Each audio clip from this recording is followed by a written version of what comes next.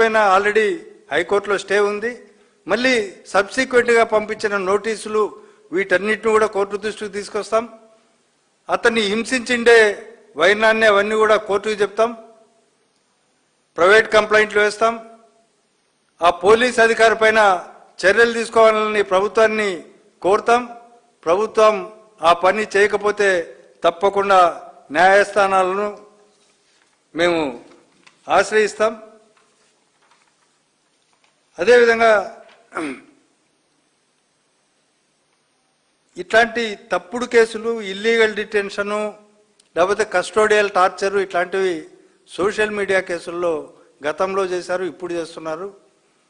అంటే కనీసం జర్నలిస్ట్ అంటే భావ ప్రకటన స్వేచ్ఛ ఉన్న వ్యక్తులను కూడా వీడియో అంటే యూట్యూబ్ ఛానల్స్ను కూడా నిషేధించాలో, వాళ్ళకు వ్యతిరేకంగా ఎవరు మాట్లాడకూడదు. ఇది వాళ్ళ ప్రధానమైన